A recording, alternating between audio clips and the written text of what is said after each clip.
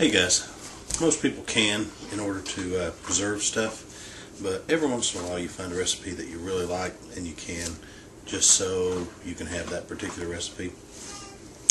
Been looking at this book. It's the Ball Complete Book of Home Preserving 400 Delicious and Creative Recipes for today. I forget where I got it, a local bookstore somewhere. It's an excellent book. There's all kinds of recipes in here. And my bookmark. One that I found was a beef stew with vegetables, and made it last summer and used a lot of the vegetables out of my own garden. Obviously I don't have all of those vegetables, so I've gone and bought store-bought vegetables, but this is an excellent recipe. It's just your standard beef stew, but it tastes excellent. And in the jar, all you have to do is come home, open, crack the quart jar, pour it into a pot, warm it up a little bit, and it's ready to go. But it's really good, and I'm going to make it today. Okay, what I've got here, I've got 4.88 pounds of stew beef. I went ahead and bought it cubed up, even though I don't like the size of the cubes that comes in here. I cut them up to about this size. I don't know, inch cube, I guess. But it's bigger than my taste for what comes in the package. But the first thing it says to do is to add about a tablespoon of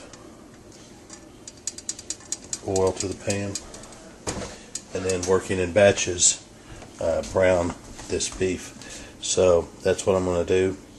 I'll come back here in a few minutes and show me browning a little bit of it, but I'm going to get started and get most of it done.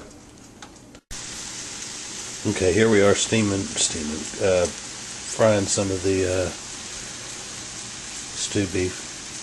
But now keep in mind, you're not actually cooking this meat, or that's not the purpose of it. More than anything, you're just giving it a good brown color. Hopefully you're singeing some of it so that it just looks better, because the actual canning process will cook the meat. You're going to have it in a pressure canner at 240 degrees for, I think, 90 minutes, hour and a half. So this is pretty well done. You might see a little bit of blood still coming through, but that's okay. You're just giving it a good brown color, so it'll be more appetizing when you eat it. But there we go. I'm going to continue on. Here's what I was talking about on just giving the beef a good color. See how good that looks? Smell that. Or smell this, whatever he says. Anyways, let's keep going. Okay, just to make it clear, as I'm cooking it, when it's ready, I'm transferring it over to this big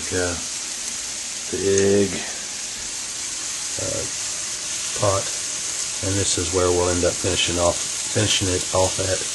So from cutting board, cutting it up into smaller pieces, to the frying pan to give it a good, I think you call it caramelized look, and then into the pot,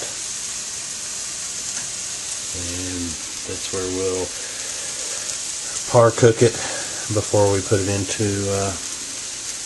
the jars. Okay, to save some time, I went ahead and chopped up all the vegetables, but what I've got is 12 cups of cubed potatoes. I've got 8 cups of chopped carrots, 3 cups of chopped onions, 3 cups of chopped celery. I think it calls for a half, I've lost my page now, a teaspoon of dried thyme, that did come out of my garden. A half teaspoon of freshly ground black pepper, 4.5 teaspoons of salt, and that's I'm going to use canning salt. Basically it's just uniodized salt. And then the instructions aren't very clear, but trial and error last year taught me that I'm going to use about 7 quarts of water, and that'll probably be too much. But basically, you just want to cover all this stuff up while you're boiling it. I lied to you. It's not 7 quarts. It'll be just cover it up as you're boiling it, and that should work. But here we go. I'm going to add all this to the pot with the beef in it. Smell that.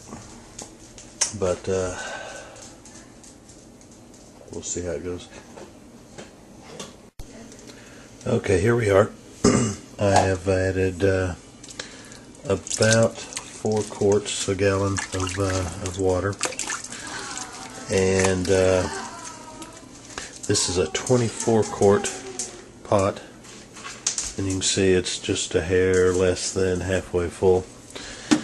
I bought this pot just specifically for this because last year I had a 12 quart pot, and that's what I made it in. And when it came to a boil, it was boiling over. So I said that's not going to happen ever again. But instructions basically say we're going to bring this to a boil. Let me come over here. Bring this to a boil, stirring frequently. Ladle hot stew into hot jars, leaving 1 inch of head space. You know, the same old stuff for canning. Pipe rim, center lid, screw down until resistance is met, then increase to fingertip tight, and then you're going to move on to your instructions for using your canner. So I've got to get some jars ready also, so I'm going to get my other big pot and get it boiling so we can get these jars hot. Alright, here we go. We are boiling. So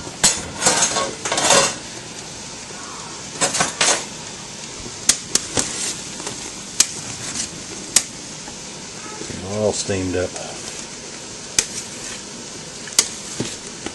So in the meantime, while that was warming up, I got my lids ready. They're warming up, as well as my jars. They're boiling. So let me get prepared here, and then I'll start ladling this into each of the jars. Hey guys, we're gonna fill one of these jars. These have been in the water bath since the recipe called for hot liquid into hot jars. We had to boil those. So now I'm going to take, the recipe said that it was going to do 7 quarts, and I've already done 7. This is my 8th one here. So we were off a little bit.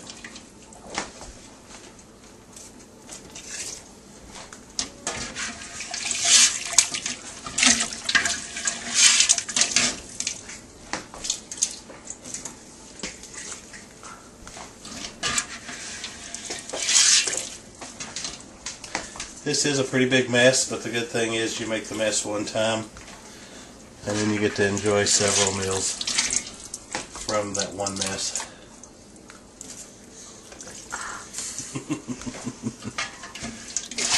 My wife's behind the camera right now biting her tongue because she's wanting to give me a good cussing.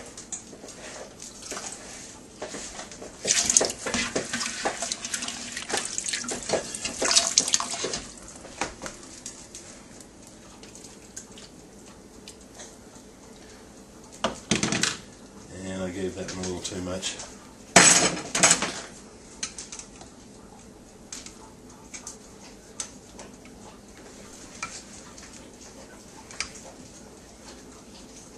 I'm going to give this about an inch head space.